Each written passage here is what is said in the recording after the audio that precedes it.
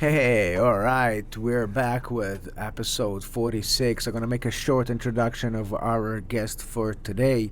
He is the executive vice president of Grassroots Institute of Hawaii, Hawaii's only independent, nonpartisan policy research organization devoted to individual liberty, economic freedom, and accountable government. His IG videos hitting consistently tens of thousands of views and some even in the millions. His content is the most impactful content in Hawaii, depicting the genuine challenges in the state and asks the questions that need to be asked. He is Joe Kent.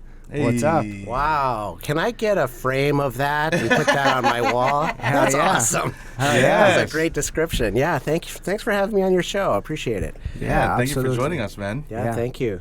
It's been a long time coming. We were talking about you a few months back, and we said we have to bring you on because your content that you put out there is just so powerful. Well, powerful.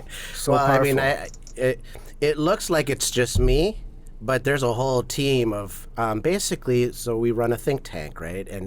And imagine a tank filled with nerds, basically, and nerdy researchers all trying to research the rail and the Jones Act and Aloha Stadium and taxation and how do we make a better economy and housing. And, I think of any issue, we're researching it probably. And we've got some whiz kids who also help us with the social media side and everything. And so it looks like it's just me, but it's a whole lot of people, trying to help us get those messages out there. I bet, to get to 1.5 million viewers in the state of Hawaii, where we only have 2 million people, you need a whole team. It takes a village for sure. But let's talk a little bit about yourself. I mean, first of all, you born and raised in Big Island? Well, I was actually born and raised in, born in Des Moines, Iowa, of all places. Oh. And but I flew out here when I was young, went to middle school and on the Big Island and Hilo High School and UH, and was a teacher on Maui. Actually, I was a music teacher, believe it or not. And I taught kindergarten music at King Kamehameha III Elementary School in Lahaina, which now has burned down. Yeah.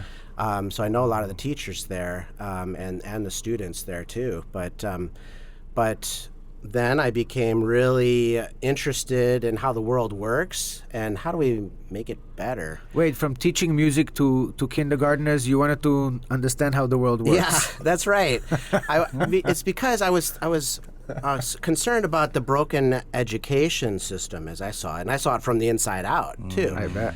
And I kept wondering, why is it that there are so many good teachers who are underpaid, and why is it that a lot of the good teachers leave the profession after a couple years, and why is it hard to get ahead? Even me as a teacher at the time, I couldn't afford to be a teacher on that salary with the housing options that were available to me, and the opportunities and everything, and not much upward mobility. I mean, I think you get $1,000 raise every year. It's my like, goodness. Whoopee, and so I wanted to figure out how to fix that system. That led me to like economics and politics. And the problem is, in order to change anything substantial, you have to get political. And I don't like politics, right? Yeah. I'm not like a politician or anything like that. Suddenly I sound like a politician when I say that. Isn't it? Like every politician's like, I'm not a politician, right? Yeah. But anyways, I figured you got all these politicians running around not really having time to do their own research on anything. They're like trying to get elected. Mm-hmm. So maybe I can do the research for them and, put it in their hands, So that's really what we try to do at Grassroots Institute is try to get good ideas popular. Wow.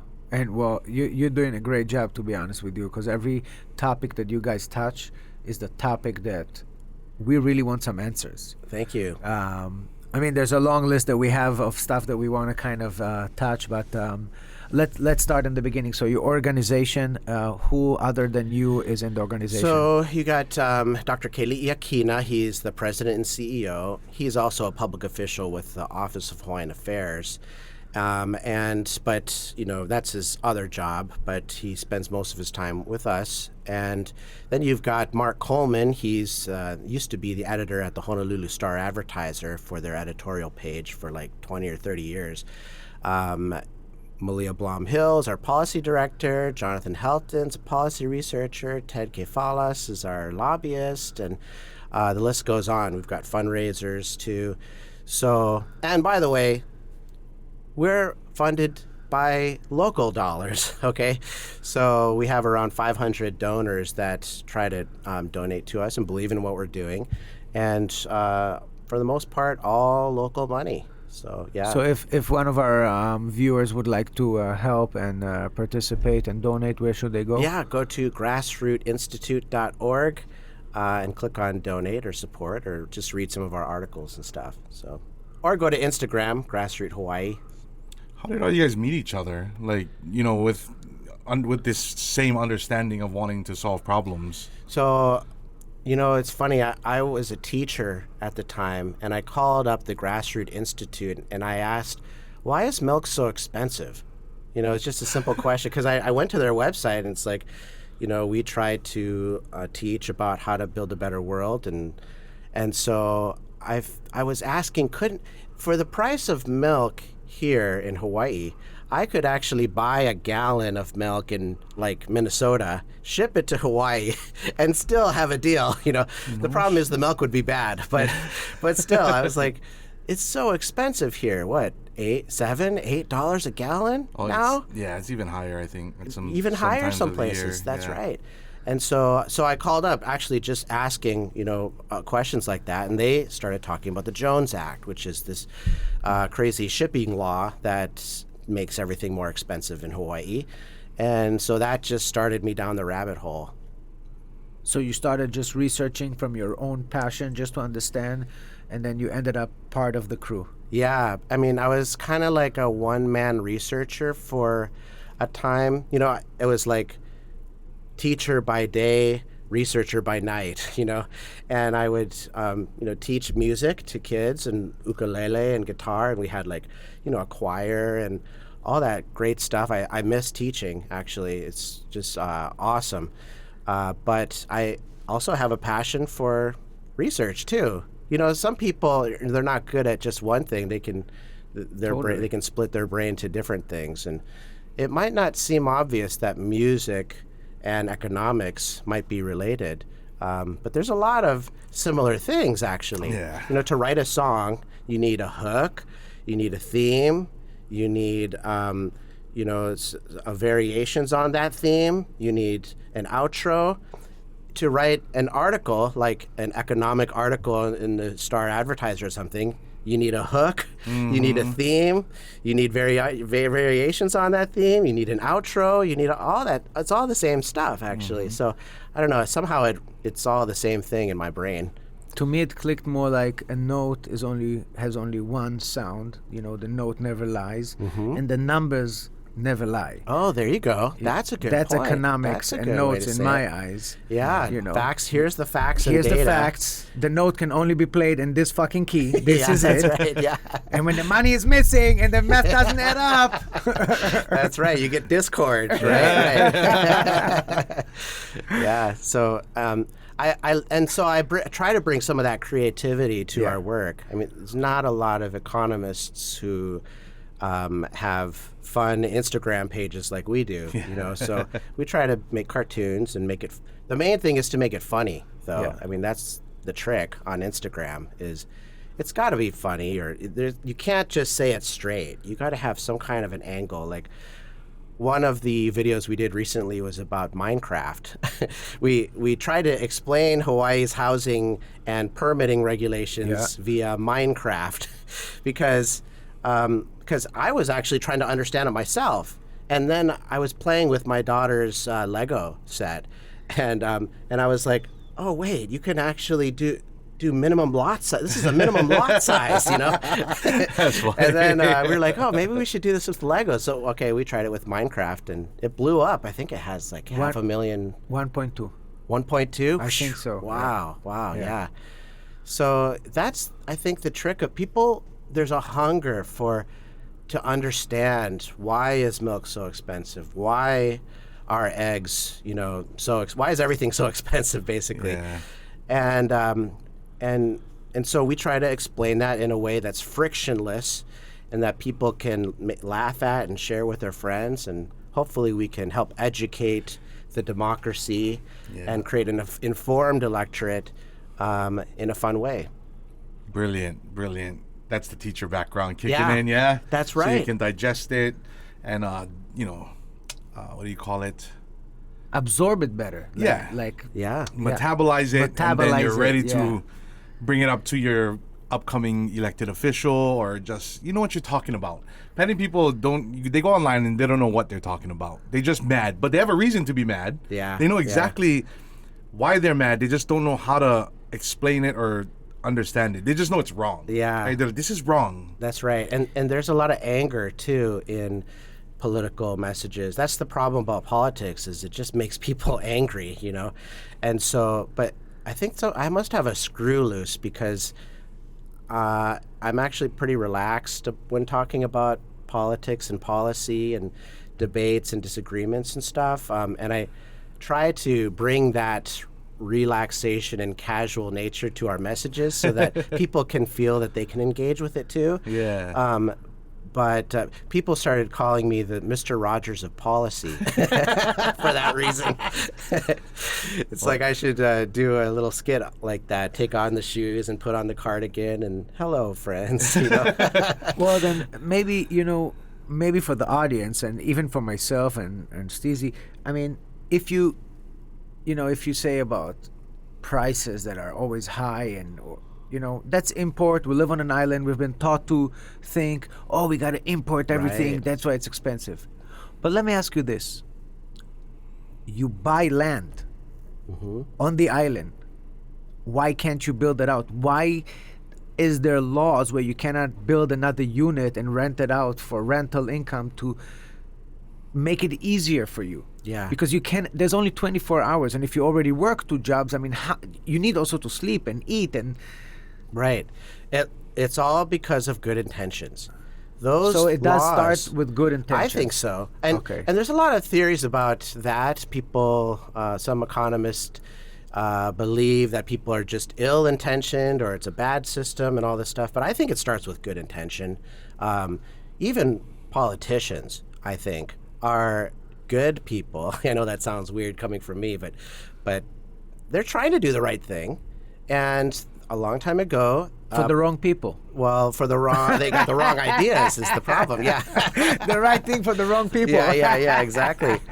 And a long time ago, someone thought, well, we've got all this agriculture land, we need to preserve it. We need to freeze, ensconce Hawaii's agriculture, and so that we can always have agriculture. Well, they created the land use laws, which divided our land into about 45% is agriculture, about another 45% is conservation land, about 5% is for housing, and like a sliver for a fraction of a percent for rural housing. And so you'd think that would result in a bunch of agriculture, but what's happened? Yeah, where's all the farming? You know what I'm saying? Like, where's all the food? we're over right? here fighting. You had Brenton, who has to fight just to have his community put food in their community. That's right. That's right. Like, this is so ridiculous. Like, that should be a decision that can be made tomorrow. That's like, right. You know what? You want to do it? You want to do it? Let's all do it then. Yeah, and so you'd think that, we should have all this agriculture now. They passed a law that there should be agriculture right here, and it's most of the land in Hawaii is devoted to that. But what's really happened is agriculture has gone bye-bye. It's gone to places with a lower cost of living, where you can actually afford to pay the workers to till the land and everything. I mean, I visited Maui, which has mahi pono you know, that the valley isle, in the valley there's all these hundreds of acres of fallow agricultural land. So actually now it's planted by Mahipono, but I don't know if they're making a profit on that. You know, they might be taking a loss. And that's sad to think when you've got like this giant agriculture. It's not even like Monsanto or that type of thing. They're just trying to grow oranges and pineapples and everything, and they can barely make it work. You know what to hook up with homies back in Iowa with like the cheap machines, the one that, you know. That's right. Bring them out here. That's right. Yeah, exactly. Call back home like, hey, you know, you get some couple, you know, tillers you not using. Can send them down. Also think Hawaii, you get three cycles too. You know, there's no more winter, right? Yeah. So you could do a lot of agriculture here, but just it's too expensive to pay people to work the farm right now. So maybe instead of shipping out homeless people to Hawaii, they should ship out some hardworking Mexicans from LA and help us to. But where will those people live, though? That's the question. Got to provide them housing. You have to provide them housing somehow, right?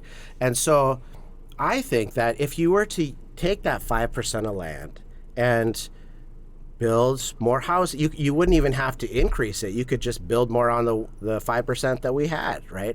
Or you could increase it and build, I don't know, 20%, 30% more housing. You would see prices come down, and you would see our agriculture actually start to rise, because then it would actually, you know, make economic sense to do so. So the agriculture question is actually a housing question. So and there's no supervisor that is paid to infuse common sense into all laws?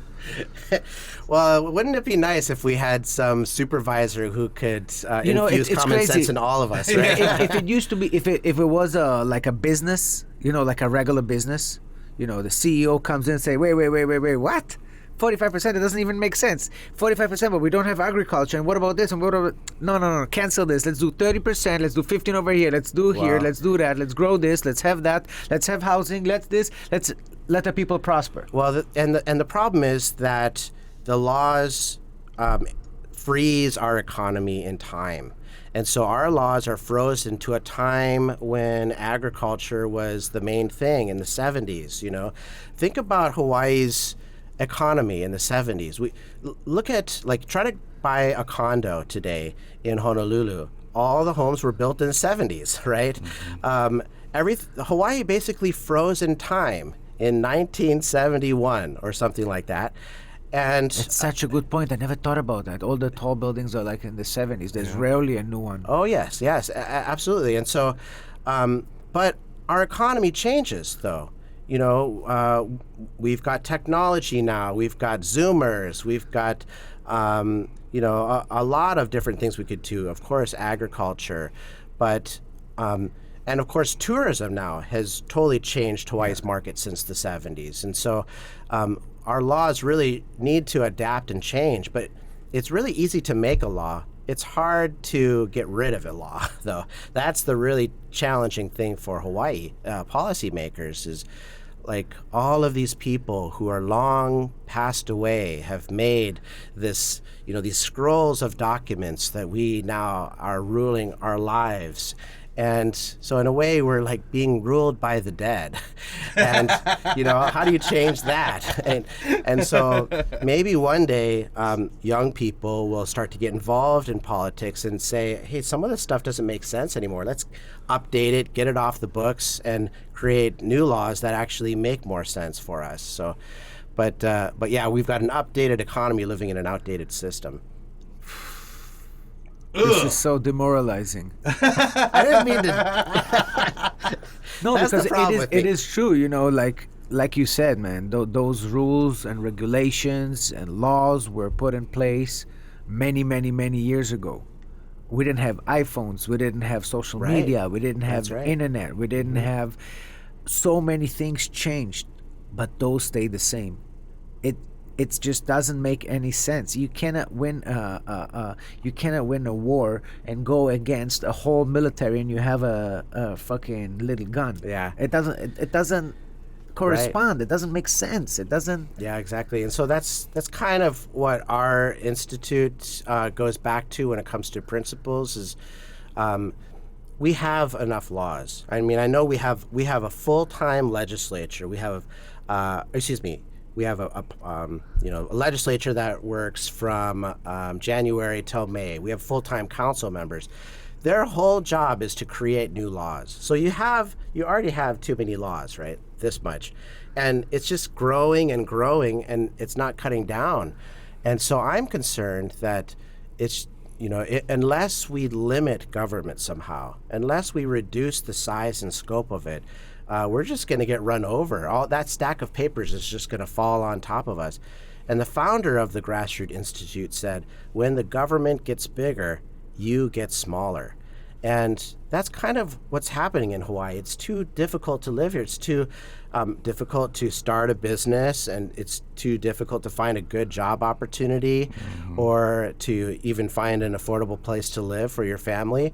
And so locals, residents, Hawaiians are leaving the islands to find places where they do have more opportunities. And in the meantime, I hope our lawmakers can get the message and roll some of this back and make it easier to live here. So that's something we always come back to. Well, they just announced a couple of weeks ago, and they said that most of the Hawaiian don't live in Hawaii. That's right. That's right. Yeah. So, question is, why aren't the people in power saying, "Oh my God, how did that happen?" Because that's the fucking dream for a lot of them. You know what I'm saying? Like, plenty of them don't want Hawaiians to be here. Fuck They're them. the one that, because Hawaiians are the ones that have steadfast put their feet in the dirt and fucking held their ground. Period.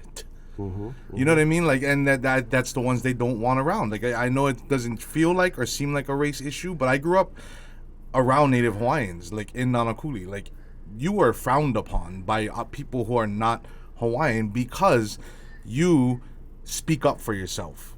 You know what I'm saying? Like, and that's why I feel like a lot of these people in power don't want Hawaiians here. Because once you get rid of them, then what? Then where is the fight of the Hawaiian kingdom? Where is the fight of the original people who actually are the original stewards of the land and know how it works and how it's supposed to work? They've made it flourish. I never thought about that. They made it flourish for centuries. People could come and thrive. It was heaven for every time somebody came, to the point where Captain Cook was like, "Fuck this, I'm going back." You know what I mean? Like, it's and it was a thriving thing. It was fine. They don't want any of that to return, because then they would lose their power, whoever it may be up there. You know what I mean? Like, it could be. I mean, Lord Acton said, "Power corrupts," right? And my, I try to take a positive view of it and just say that, there's a presumption of goodwill. I try to presume that those in power have goodwill, even though they probably don't, but I still have to talk with them, and I have to try to sell them the good ideas, even though they might, have bad intentions. I don't know. But the only way I can do that is to presume that they are trying to do the right thing, and that they are trying to keep people here. So but you might be right, though. Actions over time have spoken a lot louder than the promises made. Period. You know what I mean? Like the homesteads, the Hawaiian homesteads. I grew up in a homestead. And then the reason I'm so passionate about it, even though I'm not Native Hawaiian, is because I feel like I owe it to Native Hawaiians, because I was brought in. I'm a Filipino ethnically. Born and raised in Nanakuli homestead. I didn't even know I was Filipino until like the 5th grade. I saw so much Hawaiians. Like, that's all I saw. I was like, oh yeah, I'm a Hawaiian too. And from the get, like the homestead, for instance, like I was fortunate to live there because my grandpa, who married my grandma and brought her and our family there. But there are lists of over, like, I want to say like over 40 to 50,000 people since I was a kid who have died and not been able to get the housing that they were promised. Now look, all this land, all this opportunity for agriculture, which one thing that Hawaiians are really good at, especially on this island, and none of it, they can't put it all together. Why? Why are there so much lines that divide all of that? You know what I mean? Like, they don't, I just feel like at this point, well, throughout my entire life, they or whoever, whatever this state of Hawaii government system does not want Native Hawaiians to remain in Hawaii. Democrats. What? Nah, Whatever. just kidding. Whatever the color is, no matter, it just never worked out for us. Nonpartisan here. We're nonpartisan. Non-partisan. Full Hawaiian though. But it never, it never worked out so far. You know what I mean? Yeah. So something drastically has to change, in my opinion, if you want to keep Hawaiians here. Which I'm pretty sure a lot of them want to stay. A lot of my friends are guaranteed. heartbroken that they have to leave. Guaranteed. They're torn. And then there's guys here who are telling their other Hawaiians in the mainland who are like, "But come home." And it's hard. It's fucking hard here. I think once you go, to the other, like to the mainland, and you see what you can buy with $300,000-$400,000. Yeah. And you live in a mansion and you have a pool and you drive 3 cars and your kids are taken care of and they're in private school or good public or whatnot and college, and you're like, I want to come back, but I don't want to change my lifestyle. I don't want to downgrade my lifestyle. I don't want to be purchasing less, enjoying less, travel less, live in a smaller apartment. What can you get here for $650,000? Yeah. Nothing. Yeah. And I a think- 2-bedroom apartment. I think the outflow of Hawaii started with house hunters. Once that shows came on the waves, my wife, and we just get hypnotized by that, because it's like, oh look, Jane and Joe are trying to buy a house and whatever, and it's like, whoa, look at that house, that looks awesome, and you start thinking like, whoa, I could live there, and ever since that show started, and I'm not blaming the show, I'm blaming the housing. But, I've talked to the Department of Hawaiian Homelands too and asked them, why is this taking so long? And it's interesting. The government is getting in the government's own way. You've got, again, that stack of laws, and even the government can't get through its own laws. So ask Department of Hawaiian Homelands, they're like, yeah, it's because of all these laws, right? Well, it's like, well, how come you can't change it? Well, because they're a department, right? And the other part of that, I always wonder, why can't they just give the land fee simple? Just let them have it rather than leasing it, right? Yeah. And then if you have leasehold land, then you can't borrow against it to start a business, right? It's much more difficult to borrow against your house to pay off something.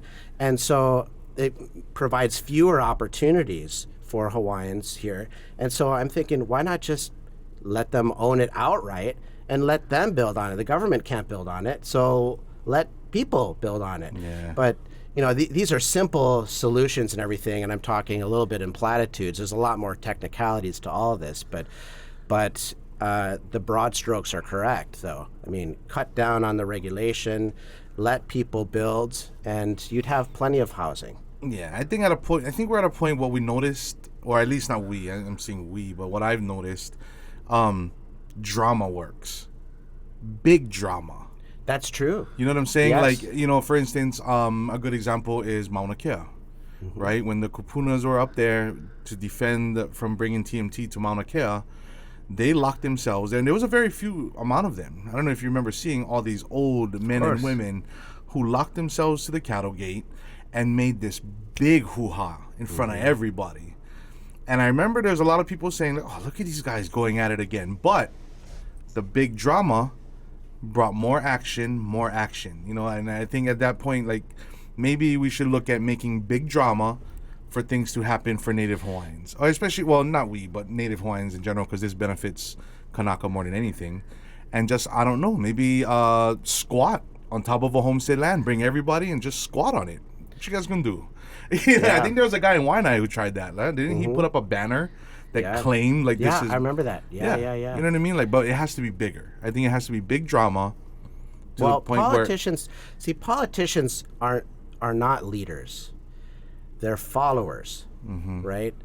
Politicians follow, and really at the end of the day, politicians are afraid. They're not.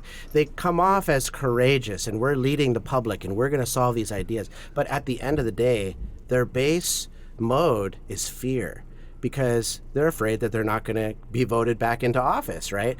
And so what you said is actually correct. How does the world change? It's not from politicians. It's from movements. actually. And if you can get a movement so big that it scares politicians, then that's when politicians will act. And only a crisis can drive people to change. Yes, it has to be a good story. I mean, when you say threatening politicians, I don't believe that marching in front of a politician's house. Well, that's true. Is a way to go. That's true. Absolutely. Yeah. Yeah. I don't know. I looked at it, I was like, oh, Yeah. that's the right way. But I think if you pull heartstrings from the viewers, because again, politicians want attention. Their whole drive is attention, right? Like that's how they get votes. They put themselves as the face of certain things. Yep.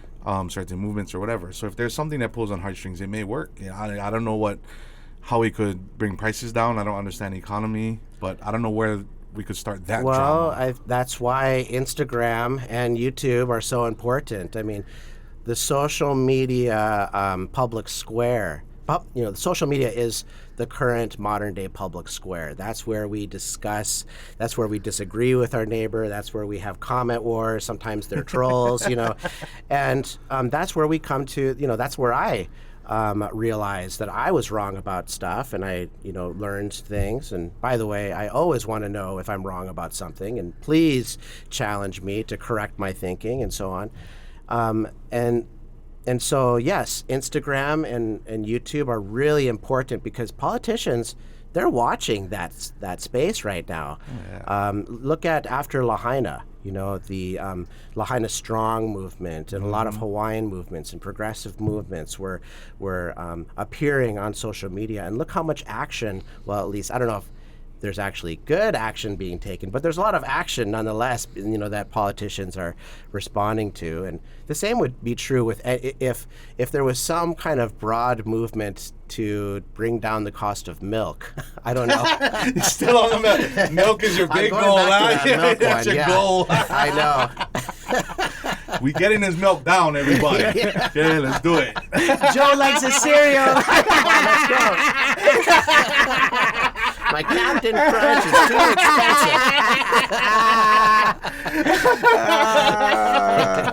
We got you on that one, guys. Let's go. But you know what?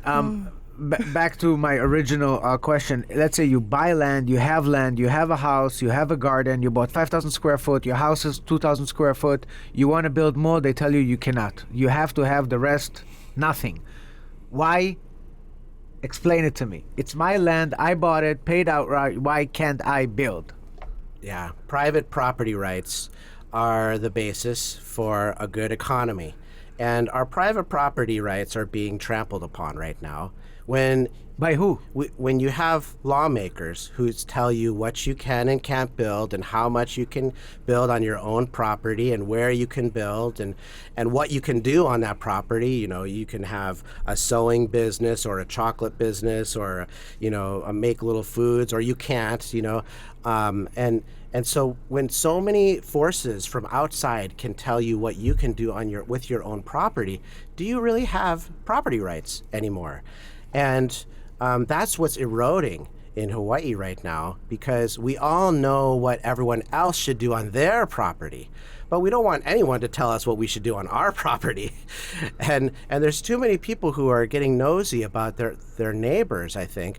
There's two ways to solve that, is to let lawmakers get even nosier with their neighbors, or you can just tell them to relax, loosen up your mitts a little bit and let us live our lives. And that's really the philosophy that Grassroots Institute takes, an individual liberty approach.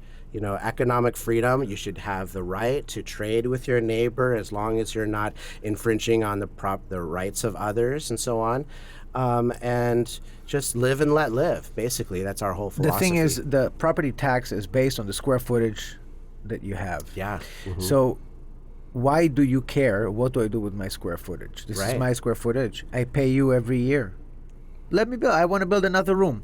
Yeah. Now, if you want to build another room, they might not allow it because of square footage, and it has to have all kind of different Well, you've got the zoning rules, right? It says and zoning rules. A lot of it is about kitchens, which is weird. They should call it kitchen rules or something, because if you've got a 5,000 square foot plot of land, in a single family district, you can basically just have one kitchen there. That means you can basically have one house. And that's it. And so what if we allowed 2 kitchens or 3 kitchens or 4? You'd have 4 times the housing without any increase in, onto agriculture lands or open space or anything. Like you could build with the land that we have. I mean, if you look at the 5% of land that we have right now, half of it is like the airport and the harbors and all that stuff.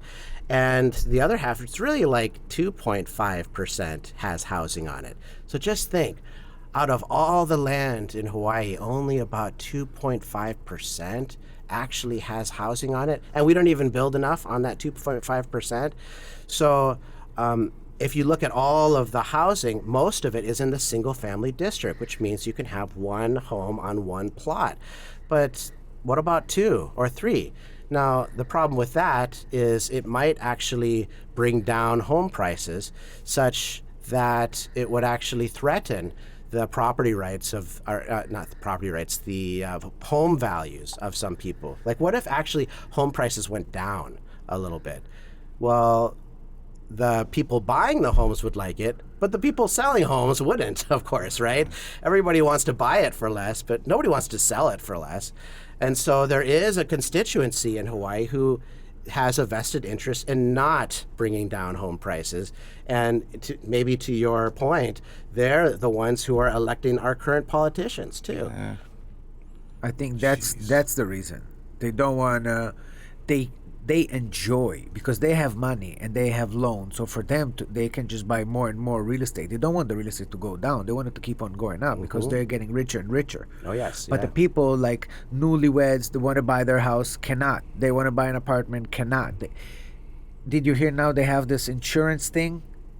Oh, the insurance is increasing. What the hell? Oh, now you cannot even get a loan for an apartment yeah. because it doesn't have 100% coverage for a hurricane? Yes, that's right. Who came up with this shit? Yeah. I want to meet the guy. Oh, insurance. I could talk about insurance. Insurance prices are going to go up. There's just no two ways about it. After the Lahaina fires, right? Yes. Insurance companies are saying, oh, crap, we mispriced the insurance market in areas prone to wildfires. But that's not just Lahaina. Look across the state. There's so many places that are prone to wildfires right now. And the local insurance market is okay because what happens is you got a local insurer. They actually have their own insurance on the secondary market. And so if a catastrophic event happens, it's not the local insurers that pay for that. It's the secondary insurance market that pays for that. And the secondary insurers are saying, this is too expensive. You guys in Hawaii, you've got, hurricanes and earthquakes and volcanoes and wildfires and your buildings are old and we're out of here. And so a lot of them are skipping town. And meanwhile, that leaves the local insurance market to foot the bill. And they're saying, well, wait a second. Now, if we have to pay for all this, we're going to raise our prices. And so the whole insurance industry, and plus, okay, look at the Big Island. You've got the lava zones 1 and 2 out there. And and lava has destroyed some homes there. That's made insurance, the secondary insurers leave as well. And so there's a big problem with insurance right now. It might go up 20, 30%. It's insane. It's got to rush. Just build it, brah. Yeah. Build it wherever you like. Yeah, speaking of Big Island, you're talking about lava. I remember we were out there and we're in a lava field. And there's fucking homes. Oh, yeah. That people just built. Off grid, on lava rock, no fucks given, constructed. That's true. And they live out there, bro. Yeah. In the middle of nowhere. You just see black lava rock and pop-up homes that people build on their own. Yeah. That's an interesting place. It's Puna, because I used to live on the Big Island, right? And Puna is the total, leave me alone place, right? If you want to be left alone, go to Puna, right? Because that's the whole culture there. And so just like you said, they just pop up stuff, in anywhere. There's so much land. Yeah. But, part of that goes back to politics too. I mean, long ago, there was the insurers would not insure any homes on the Big Island, in the volcano area of the Big Island, because it was just too expensive. How are you going to insure a home underneath an active volcano, right? Yeah. And so insurers were just like, hey, we're not insuring that stuff. Or if you want to insure, it's going to be like really expensive. Mm-hmm. So then the legislature came to the rescue and passed a law that said that required insurers to insure there and fix the price of that too. And they created this whole sort of complicated mechanism. Well, now you've got a bunch of dangerous land where the insurance is actually fairly cheap, as mandated by the government. And so what are people going to do? Obviously, they're going to build there, right? And so that's exactly what happened. There was all these homes that were built, but guess what? The lava came just as the insurance market said it would and plowed through so many homes, and a lot of people lost their homes. And they had to pay off. They had to pay out the insurance for that. So now the insurance fund is empty, though. And so, and then you've got Lahaina, so it's even emptier.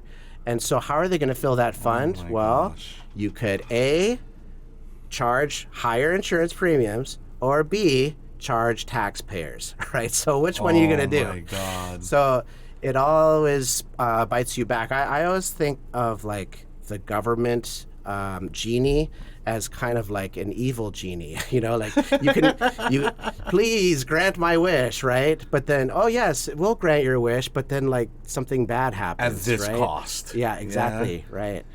It's like talking to the devil. Yeah, it's like a deal with the devil in a way, right? Like I can get you your home. But this is I feel like there's more and more challenges put on the list for first-time home buyers. Oh yeah. Like as if technically in the world, it should go, those are all the problems, let's try solve the problem so you can get there. Mm-hmm. Somehow I feel over here is like, this is all the problems, let's add more every year so we can actually grow the gap and make it even harder for people, because median house price just goes up no matter what. Property tax just goes up no matter what. So where can we help?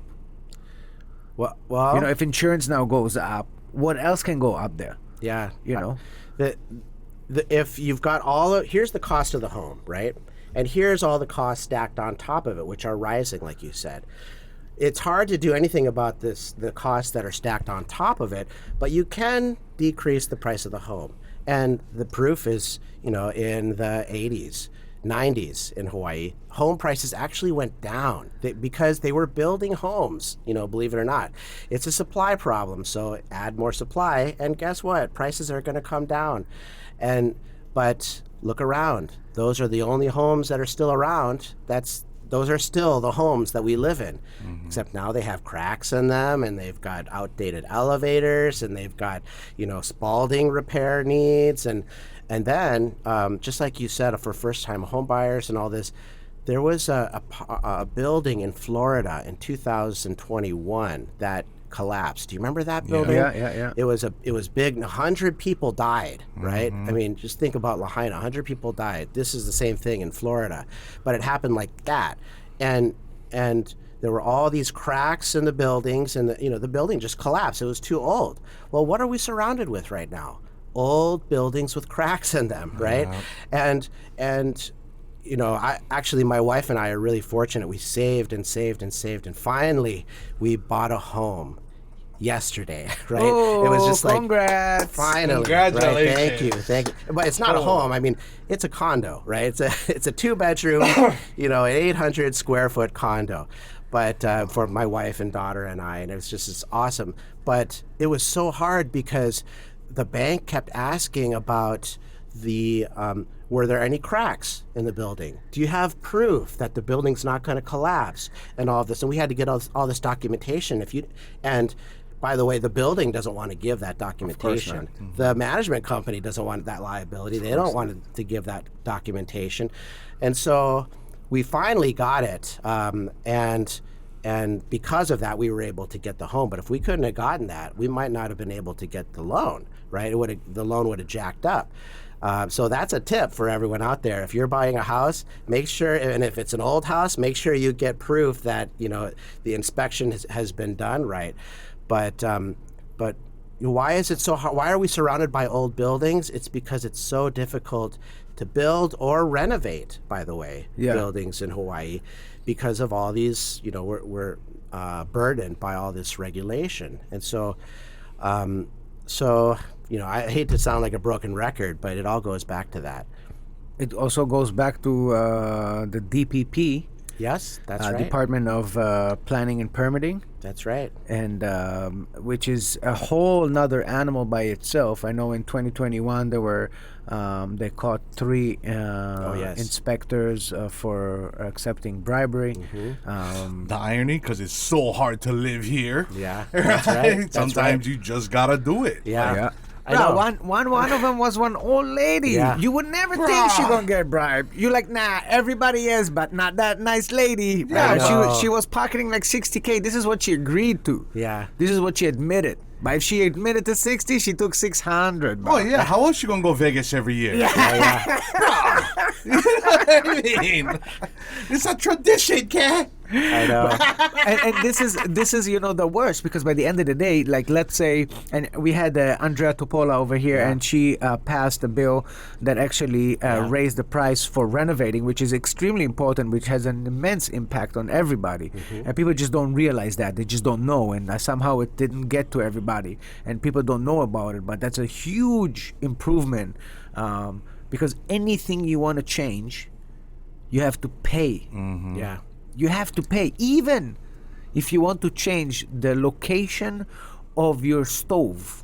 You have to get a permit. So ridiculous. Right, you gotta get the permit if you like move one stove. And that'll take you about 2 years. Well, at least 8 months if you're lucky, Yep. if you know someone. And that drives me nuts. I know. That's you know, that's a funny irony when you were telling to us that you were a music teacher. So was Andrea. Oh, right. Yeah. Andrea's Yeah, a I've talked music- to her about that. Yeah, Yeah. it's beautiful how like people, for me, like I love seeing people from the art scene get into some real life things like this, because, well, one, art has so much truth in it that just needs a way to be expressed properly.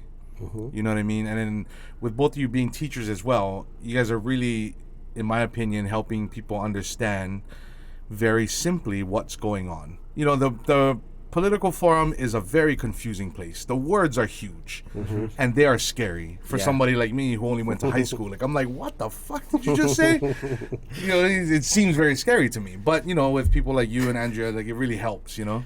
Well, and, you know, Keli'i Akina at our office, he's got a music background too. I think he was a Hawaiian chanter for the Beamer family, I believe, and so he goes way back as well. So maybe we could, and our editor is a bassist. He's got a band. And maybe we can just start a band, huh, with all the policy. The grassroots band. Yeah, there you go. You heard it That'd here be first. awesome. The grassroots band coming to you. Burn the policies. Ba-boom, ba-boom, ba-boom. Taxation. Boom, boom, boom. Yeah, let's go. That'd be awesome. Yeah.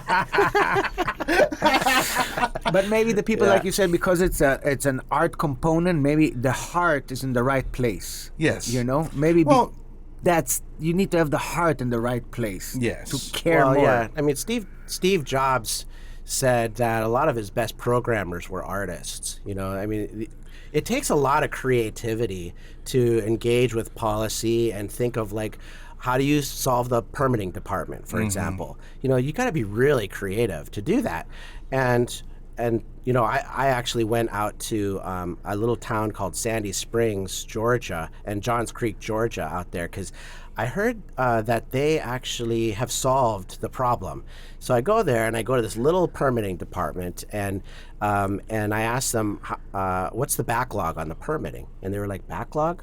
What are you talking about? I said, how long does it take to get a permit? They said, sorry, we're a little slow right now, so it might take 2 days. I said 2 days? I thought you were going to say 2 years, right? That's what it is in Hawaii. And so I said, how is it so fast?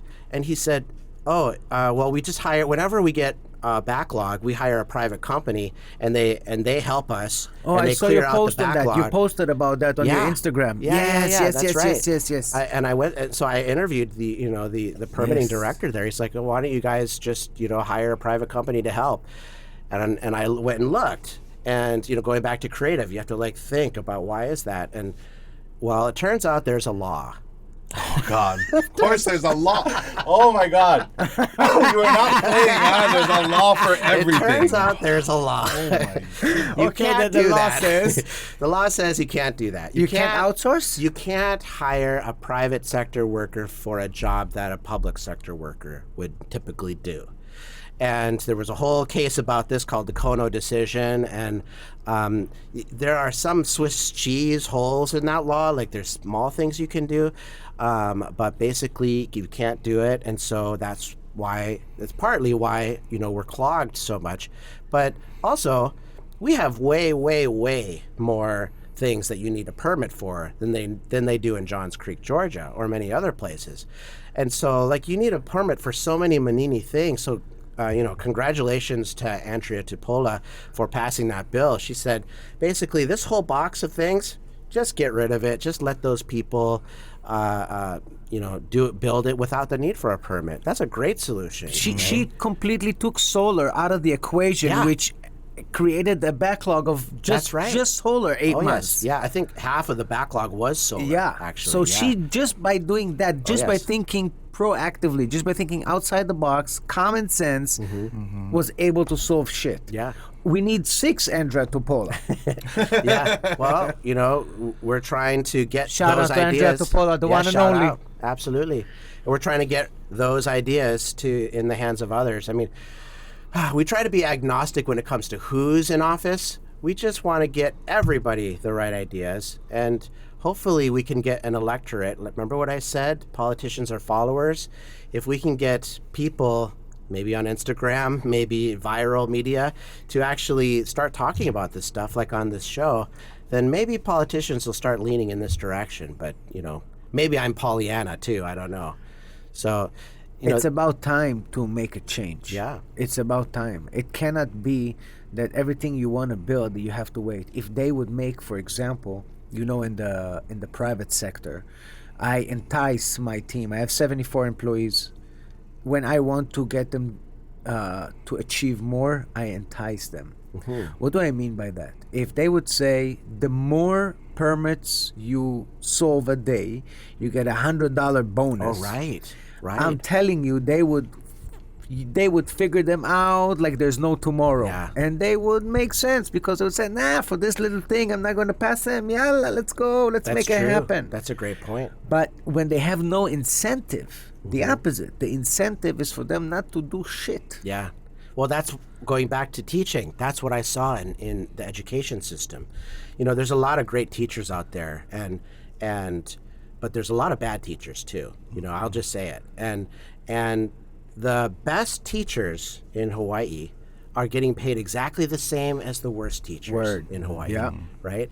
And how do you make more money as a public school teacher in Hawaii? There's only one way. It's just to keep on working. It's try not to get fired. Right. What if we were to reward kids this way? When I was a teacher, if a student did a good job, you give them an A or a B or C or F, right? But in our education system, and actually in our whole government, the way that we reward people is by how long they've been in office or been in the job. And so it would be like if we rewarded kids by staying in school longer. So, if everyone's in kindergarten, they all get an F. First grade, they get a D minus.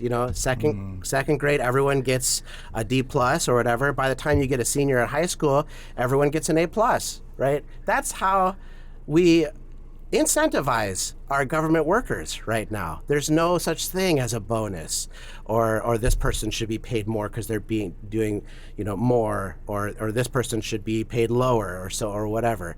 And so that's why so many government workers are leaving government, and they're going to the private sector. Engineers, right? Yeah. How many engineers do we need in the government? A lot. Half of the draftsmen that I work with, they used to work for, Right. and then they call their body, hey, what's up, ba? Yeah, that's right. Because if not, then it's much harder to get anything approved. Right. So maybe there's no bribes, but at least he knows him because he said, fuck it, I don't want to work here. I want to make real money. Yeah. Because now he makes $500 just for put one sketch on AutoCAD. That's right.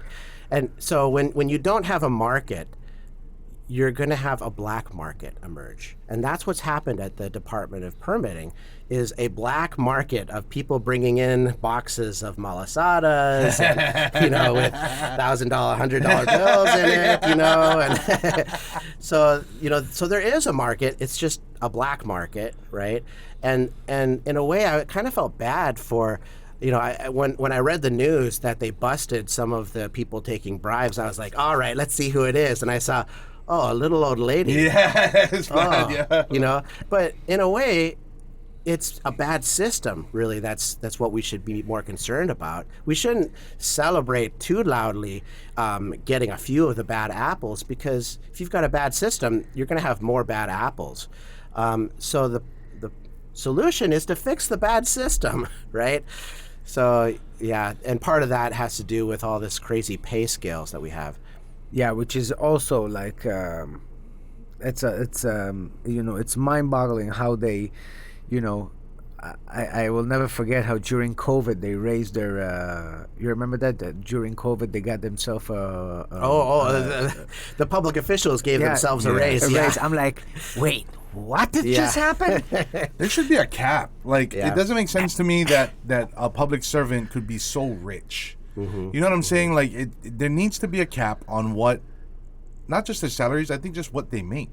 It has to be performance based. Or if you make if you make $250,000 a year, okay, then we'll leave it at that. Even if it's all your own side businesses or whatever, let's leave it at that, and no longer we pay you from the people. Because I don't know. I feel like I don't trust my money going to somebody who's ultra rich and doesn't give a shit about us. Or at least we feel that way, because you're not in the community. You're not talking with the people. None of these fuckers are replying to your comments on Instagram. I'm telling you. Which is the public forum, right? None of these Steezy, guys. I'm telling you, if they would be paid based on performance, it doesn't matter. I don't care how much you make.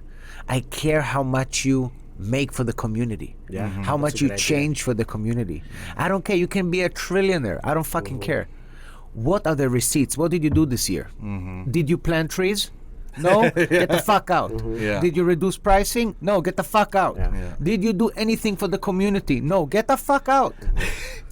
If you did, here, there's one bonus. Let's go. Continue. And From then our pockets, you know what I mean? That's fine. And then everybody would see it and they would say, this bugger got money for help. Yeah. I want to do that too. But when they look at the neighbor and they see that those buggers take under the table, they're like, fuck, I want to get that on the table too. Well, I celebrate the same Christmas. I want to travel too. I think some teachers, just going back to teachers, should make $80,000, $100,000 if they're a good teacher. Yeah. Right? If there's for my daughter, I would be willing to pay a little more to the school if I could get a good teacher and so on. I remember when I left teaching, a lot of the parents were like, "Can we pay Joe's salary more so he can stay here?" No, that's illegal. You can't do that.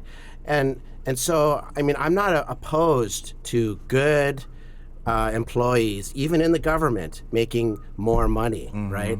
But it shouldn't be everyone making the same money, no matter what, because then there's no incentive. The incentive's all screwed up. And then there's other people. And that's where the shade comes in. And then there's people that don't want to do something too controversial. They just want to stay in their lane, do as least as possible so they don't bother you, don't bother him, don't bother this guy. I just going to stay in my lane. I do the least. Yeah. If I do the least and I got the least attention, I'm probably going to get reelected. Right. You know what I mean? I'm just going to continue to get paid for doing nothing. Yeah. And that's pervasive, not just in teaching, not just in Department of Planning, but look at every single department. That's how the salary structure works. That's wild. So you just multiply that. There's probably so much wasted money. There's so much inefficiency. Guarantee. You could probably reduce the staff of government by, I don't know, a third. And you might even be able to do more with less. You'd save taxpayers, So that's one thing that we want to do this year is to try to create a list of 100 ideas to cut government, right? To cut back spending and to basically identify where is the fat and how do we make a leaner, meaner, nicer government. Well, that's a tough job. That's a big one. But I think we the people, we deserve it because we wake up in the morning, we go to work, we pay our taxes, we do our part. Mm-hmm. What about them doing theirs? Yeah. There's not much more that we can do. Right. Yeah. If the government was efficient and effective with my money, I wouldn't mind paying taxes at all. In fact, I'd volunteer more. Yeah, 100%. But they're definitely not efficient and effective with my money. So the teacher thing is really sad because at the very core of it is they're shaping our future. These are these are the people that are going to take care of us when we're super old. Yeah. They're going to be holding down our economy then when we are too old to give a shit. Mm-hmm. You know what I mean? And a lot of the kids coming out are just they could care less. I fell in love with my teachers. My teachers, I still talk to them to this day, a lot of them. Because they were secondary parents for me. You know what I mean? They were, for lack of better terms, daycare for a lot of families, And to see how bad they're no offense, to any educators, driving Corollas and just, having to come out of pocket too to buy things for kids. Because I'm pretty sure this holds true for you when you were teaching a class. They're your children. Oh, yes. Yeah. You know what I mean? When one of them doesn't have a slipper or one of them is starving, I'm pretty sure, judging by your character, you would feed them or you would brought them something out of your own heart. You know what I mean? And all of that kind of family values are dissipating with the lack of great teachers. Oh, yeah. Best teacher I've ever saw. I'll say her name, Rebecca Wimmer.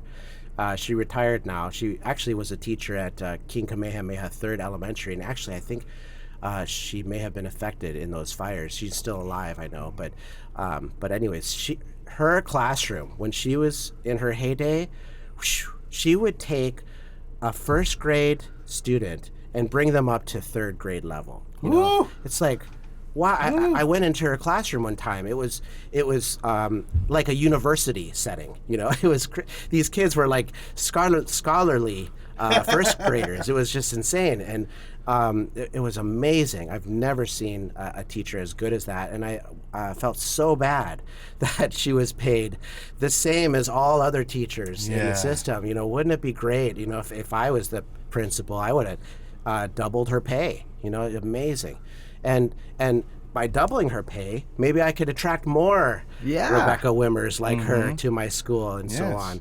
But right now, the only way to get rid of a bad teacher in the school system is to cut the position. And then that means that the teacher has to go automatically to the next school, right? And so, but then you open the position again, and then you get a teacher from this school. And so it's kind of they call it the dance of the lemons, where all the lemons go from one school, and then a principal calls the previous one and says, is this person any good? And the principal's like, yeah, they're good. Yeah. Right? I always ask, would you rehire? I always ask, would you rehire them? Oh, that's a good one, yeah. Okay. But you know what? Even more sad is the fact that the good ones, the ones with the big heart, the ones that really care, the ones that would buy the slippers for the kid, the one that would go the extra mile, those are the ones that by a certain time tell themselves, "Fuck it, I'm going private." That's true. That's very true. I'm gonna get one big salary right now. Let me teach at mid-pack. Yeah. Do less, get more, and have amazing kids that are enjoying and whatever. And then I can say that I did it in life. And that's a lot of them that are amazing. They switch. That's and right. once they go private, bro, I'm telling you, they're not going back to public school no matter what. Well, lunch is way better, bro. Wasn't there a point that substitute teachers are getting paid more than the actual teachers? Oh, I don't know about that. It could be. But I know that school officials lately were supposed to get another raise, but not the teachers, the school officials or something like that. Oh, yeah, I didn't follow that one, but okay, yeah. Yeah, they were supposed to get the raise, but not the teachers. I'm like, God damn, everything is so backwards. Yeah. I want to care for the kids that go to school and sit there. We need to give them the best of the best, the one that motivate them, the one that inspire them, the one that create and make them think outside the box. Those are the people that we need to have for our kids.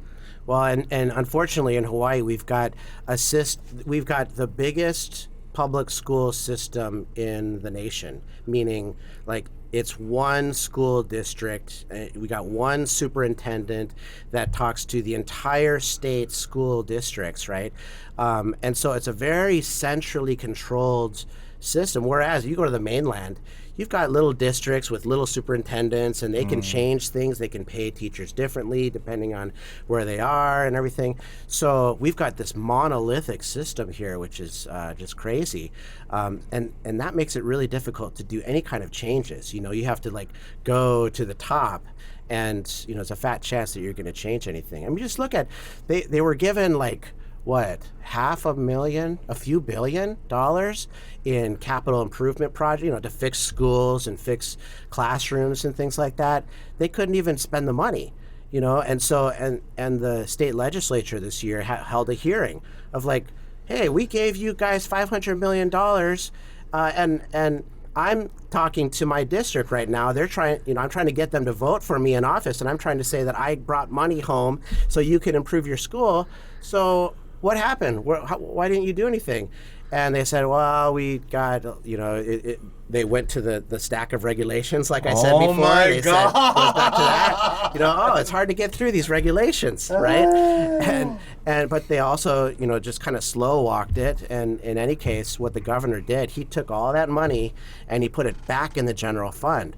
So this year at the state legislature, if they want to, that classroom improvement for their little school district, they have to get it again through the legislature, or they might not be able to, because a lot of the money is shifting, and it's shifting to Lahaina and to the rebuilding efforts there. So we may see a situation where our schools remain decrepit, but our Lahaina is still trying to be rebuilt. Meanwhile, that's going to take 8-10 years to do that. But let's talk Lahaina. If you want to talk Lahaina, let's talk Lahaina. Sure, yeah. Where's the money? Where is the money? Well, I got news for you. The money is not coming anymore. They're going to switch off the spigot after a couple years. And right now they've got most of the money going towards housing the residents that were displaced there, right, in the hotels and everything. And that's going to continue from the feds for a while, but maybe in a year, maybe a year and a half, they're going to switch the funds off, and the state will have to fork over the bill. So my question is this: Hawaiian Electric, they got sued. Right. Okay. Their stock went down. Oh, yes. Now it's back up. Yep. Just today they went up 6%. They're doing great. Don't worry about them. I looked on your website, on your Instagram, and everybody should go to your Instagram, Grassroots Hawaii, and check it out. You did like a almost like a table that shows the electric bill that we have here versus the one on the mainland, and how it went up and down. And ours so we pay for electricity way more than anybody else. We pay triple the rate they do on the mainland. Absolutely. Yeah. So how can we pay triple the rate? There being a monopoly. Yeah. Shit hit the fan.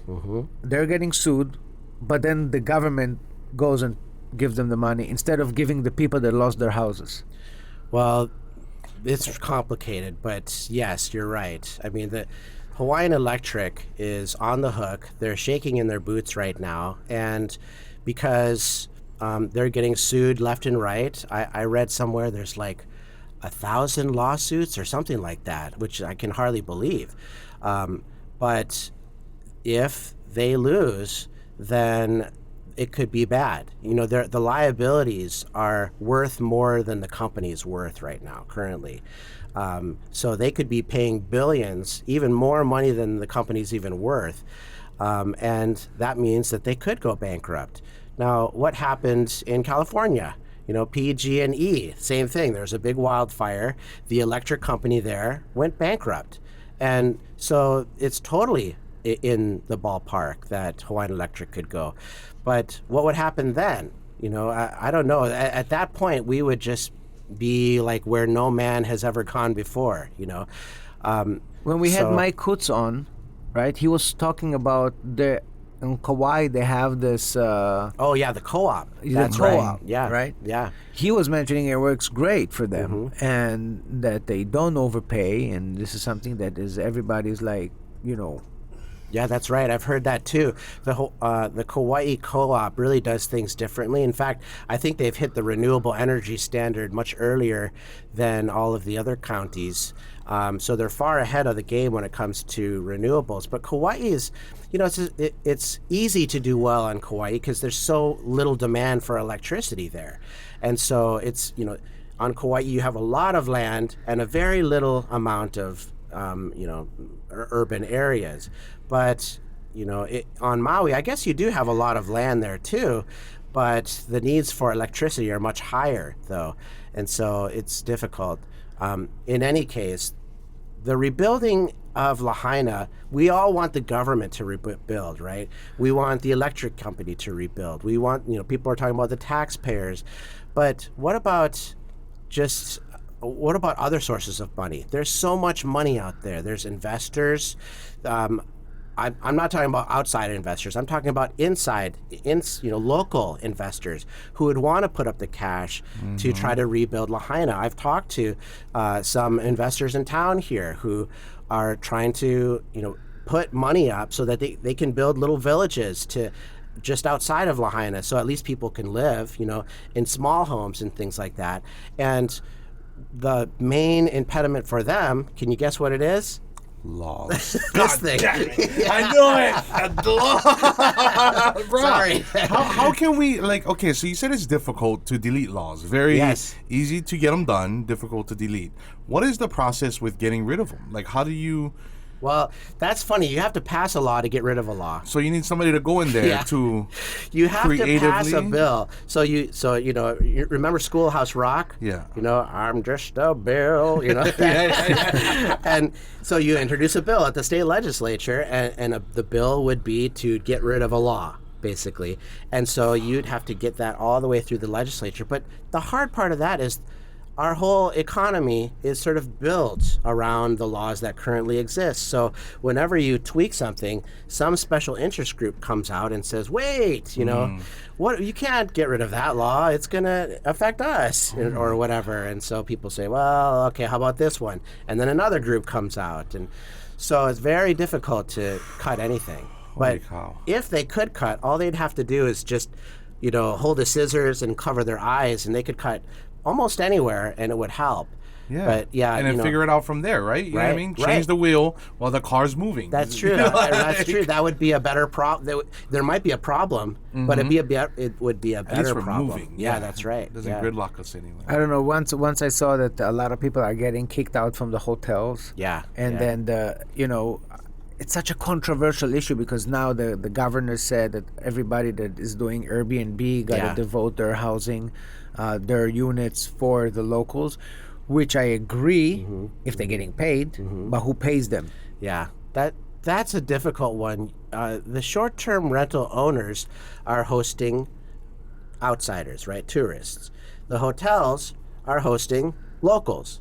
So what they're trying to do is to get the locals to go in the short-term rentals and the tourists from the short-term rentals to go in the hotels, right? It's just swapping it. But at some point... Makes sense, as long as everybody's getting paid. I know that the hotel is getting paid. Well, that's right. And the hotels, of course, want this, right? And who are the hotels paying? But also, I'm kind of like, well, what's the point of switching? Because you're just switching this person to that and this person to that, when really at the end of the day, it's about the same. And also, you're trampling on property rights, which I know, the property rights is kind of like this highfalutin, nice to have type of thing. But if they can trample on one person's property rights, they can trample on your property rights too. And we're kind of setting a precedent, banning wholesale all short-term rentals across Maui. That would be, just like Governor Green says, throwing the hammer down, and it would cause a lot of damage, I think. So I'm not so thrilled. I know a lot of people want to do that, but I'm not so thrilled with that solution. I agree that once he does that and he tells you what to do with your own property, that it's definitely opens up. It's a precedent. Yeah, that he can now do That's more. Right. That's a good word. I Yep. definitely agree on that. With that being said, those families, they live in a hotel room, but they want their own washer and dryer, and they want their own kitchen. Right. And it does make sense to do a switch as long as everybody's getting paid, and nobody can be forced to it. But if they would, like we said before, take down half of them laws and rules and regulation that actually hold people from doing those small houses, the building. I mean, even if now a family wants to build for their family that lost their house, they want to build a unit. Right. They cannot, because it's not going to get approved. And I think on Lahaina, people who are displaced from Lahaina just want to stay on Maui at this point. Like at first they wanted to stay in Lahaina, but now it's like, can we even stay on this island? And so building even anywhere on the island, I think, would be so beneficial.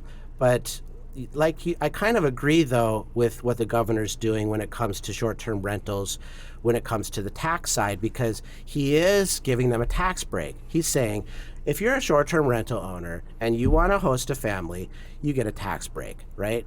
Awesome. That's a great idea. But he's also saying that he's also saying you can't evict anyone, right? Well, what does that mean? If you have a renter come in and they behave poorly, they start breaking things, they start, what if you have a bad renter? Yeah. You want to evict them, right? But now you've got this law that says you can't evict them. I mean, I know the law is well-intentioned, like, okay, we want to make sure that they're housed and everything. But from the landlord side, they're thinking, that's a lot of risk to not be able to. And so some of them might sell. Okay, so what happens if they sell? Well, they sell, and who buys it? An outsider, right? And so then you've just got outsiders buying it. And so I think this might be that monkey claw thing, the evil genie thing, right? That's wish on the lamp, and actually something worse might come out of it. So, anyways, it's a difficult situation, though. I understand. So, yeah. Jeez. Well, I wish there would be like easier solutions for the people that had so much, that lost so much and had to endure. None of us can even fathom what they have been through, losing their house, their family, their neighbors, their friends, their family members, and then being without a house, without a home, without a job, and being asked to go back, work in the hotel, be all aloha, how are you, Malakaliki Maka. It's tragic. My mom does timeshare there. She works, she's part of a board out there in Maui, and she's explaining like one of their workers had lost her entire family. She's the last one standing. Wow. It's just things like that, But there are communities there, like like there's like Kakoho, Haleakala, and there's people that are hooing up together. There should be no reason why we're not just listening to them. Yeah. And just like, okay, because you and myself, we all cannot, ever put ourselves in those shoes to understand how they feel. But they're there, and they have voices, and they're trying to be heard. You know what I mean? It's not, again, social media, not very far-fetched. I'm pretty sure there's, plenty of people in power who are in their bathrooms, scrolling on their gram, like, looking at what they're saying and trying to see what's the best option for them to get out of it. But just listen to what they're saying and act on those, I feel. Yeah. Because they're there and they're trying to tell you what they need. Yeah, in a sense, I don't really like espousing too much on the Lahaina question because I'm not the one that's affected. It's like you said, we should just listen. Yeah, because they're there. They're saying exactly what they need or what they're trying to achieve. You know what I mean? They've lost more than just their homes. It's their whole lives and community. Like, they're wanting to rebuild and continue there and as much as they can. I would want to. You know what I mean? Like, but is there anybody listening? I mean, obviously not if they're doing, protests out there fishing at the fucking... Because the mayor is on vacation, Nah. He went on vacation the day after already. Man. No, don't even get me started. He disappeared, that guy. Disappeared, ba. And then he's on Epstein's Island. He was just out there throwing everybody under the bus. That guy screwed up. That guy screwed up. Me, no, I was good. I was there, and I saw him with my own eyes. That guy screwed up. Wow, what a guy! He just threw everybody under the bus. Well, I would be surprised if he stays in office. I mean, How can he?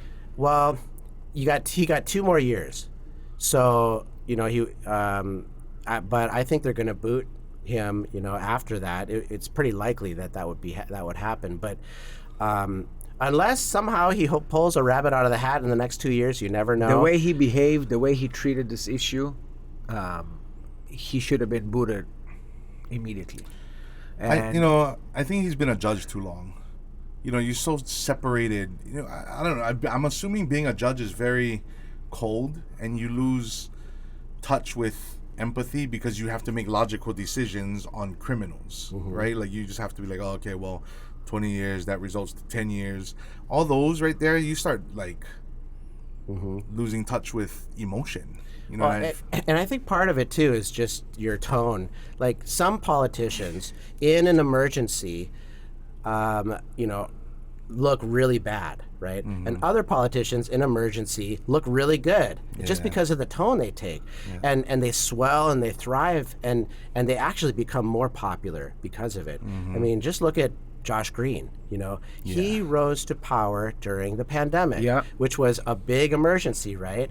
And Governor Ige was not really the kind of person that rises to power in an emergency. But Governor Green now is, he worked in an emergency room, I believe. And so he's very comfortable in emergencies and so sharing empathy and all of that. And so really, I beyond what they actually did, he's mainly really good on the whiteboard. It's the whiteboard stuff, exactly. It's like, here's what we're going to do, and here's the situation room, and okay, all hands on deck, and that's what you want to see if there's an emergency. And so really, I think that's the main problem with not Victorine Bisson, right? Yeah. Bisson is just the tone. Yeah, he felt very cold when things were happening, and that was really not good. Right. Yeah, we need people with passion to look at us and be like, I know what you're going through, and we're going to get through this, and I'm here with you, and let me explain, and let me... Yeah. Yes, 2026 Kent. No, I'm not that guy. I'm the kind of guy that just bops in and like, hey, how's it going, everyone? You got 4 letters, 4 numbers, 2024. 4-letter words, though, too. Yeah, so that's not good. Did you never thought about actually running for office? I actually did run one time as a libertarian. That was a long time ago. And the only reason somebody would run as a libertarian is because they didn't actually want to win. Because nobody knows what people thought, wait, are you a librarian? What is that? So no, libertarian, and a libertarian philosophy is live and let live. It's similar to the Grassroots Institute too. But so Grassroots Institute is like small L, you might say. Actually, we're independent though. I mean, we want good ideas for Democrats and Republicans and anyone in office. So, but yes, I did run once upon a time. I think 100 people voted for me. Let's go. Let's go. I have the feeling that now, after having such an impact on your social media and people following you and waiting for your new videos to come out, I think you will have way more way more support. Well, maybe, but if you really wanted to change the world, like if I wanted to, if I ran as a politician, let's say I won, right? Let's say I became the governor or something. Well, the problem is you're surrounded by the swamp, right? And you can try to change things. The swamp is going to eat you alive, basically. And like I said, it seems like politicians are leading. Yeah. We just need to find the right leader, right? But actually, they're following. And that's what the public needs to understand is they're following you. And so if we can somehow coalesce, I feel that that we are actually doing more to change society. We can do more to change society by talking about ideas, ideas before people. And so, this show, everything we've talked about today, I hope, it does something, but we'll keep on trying to get good messages out there with our Instagram page. And, we're reaching millions of viewers every month. And so hopefully we'll keep that up and do it in a way that's fun, that even some of my former students, by the way, from Maui, they're like, hey, we love your Instagram, So I'm like, hey, that's cool. Maybe they can vote for the right people too, So yeah. Well, I think, for you explaining to us the injustice that is being done to us, it's very liberating. Oh, good. As long as we don't know what to get mad about. We know something is wrong, but we don't know what. Yeah. We cannot pinpoint, this is wrong, or Yeah. this is wrong. After watching your videos, it makes us understand, that's why it's happening. That's why it's been handled like that. Yeah. And it actually, forget about the fact that it's educating us. It makes us better to understand ourselves, why we're angry, and what the anger should we, this is, the anger comes from this. Yeah. This is the reason. This is the problem. This is what we need to fix. Yeah. And for me, I really feel that more and more people would see that. More people would care. More people would see that there is people like you that care, that make a research, that goes to the nitty-gritty and actually brings the facts and shows it, where there is no matter of he said, she said, where there is no matter of opinion. There is matter of right or wrong. Yeah. And when it becomes only a matter of right or wrong, and it cannot be just interpreted in different ways, then we're closer to solving a problem, because it's yes or no, black or white. Right. There is no maybe. Yeah. The world is shades of gray and shades of, suddenly I sound like a bad movie, but it's 50 Shades of Grey. With Joe Kent. Let's go.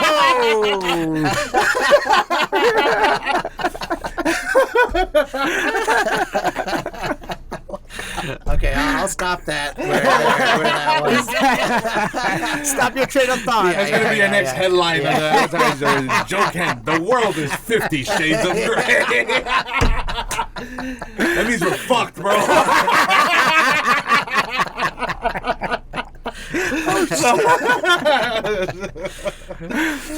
No, but I see what you were saying. Yeah. We get you. We get you.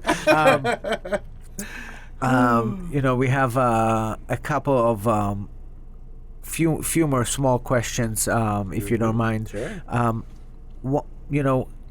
Isn't it demoralizing to try to change and fight an uphill battle?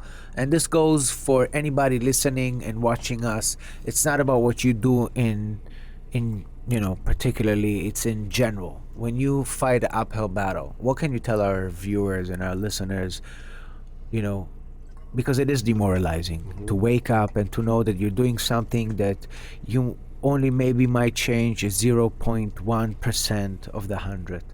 What keeps you going? Well, it's that percent. So how do you change the world?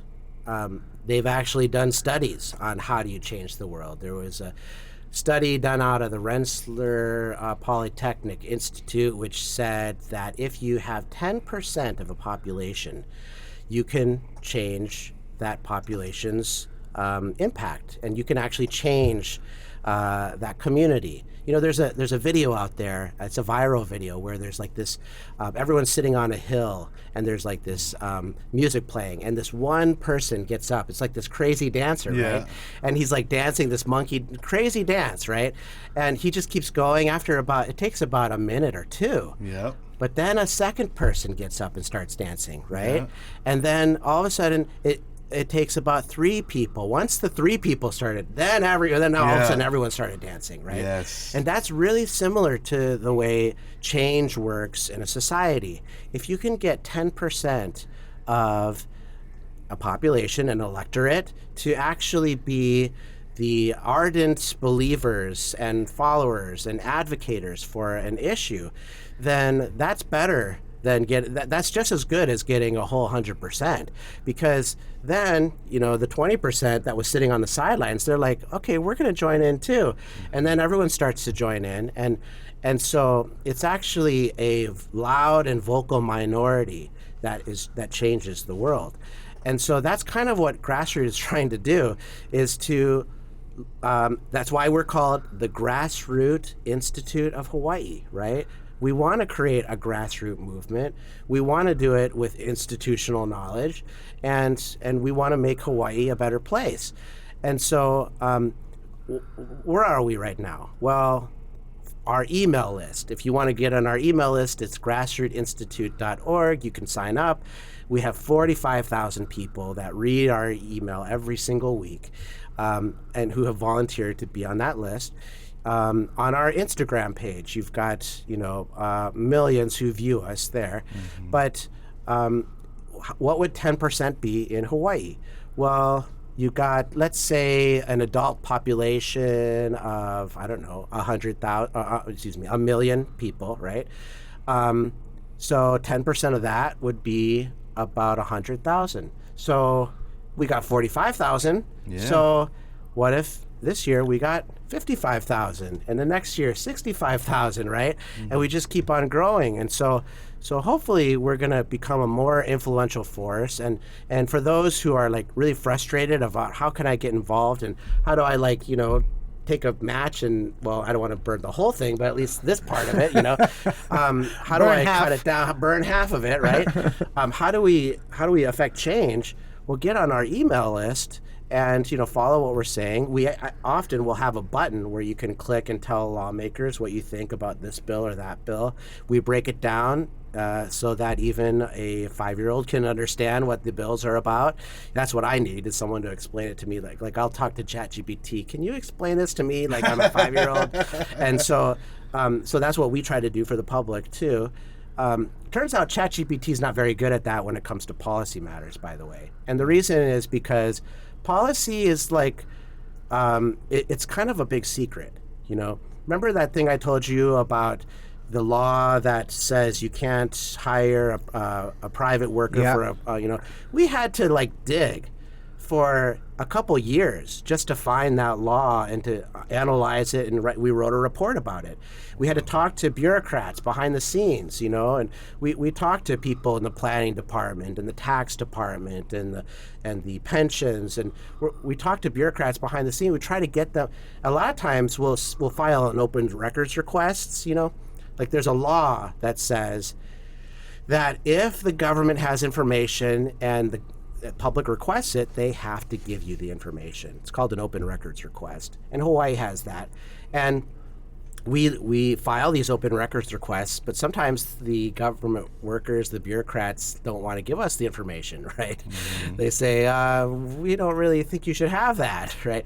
And so I've done it where I'll actually just have coffee with them, like, hey, let's have dinner or something, and then I'll like try to be really nice to them. You know, I don't give them malasadas, but I do want to, like, you know, try to say, hey, I'm a real person. I'm trying to help the public, and here's the good that I'm trying to do. And then actually they end up giving me the information. It's kind of funny.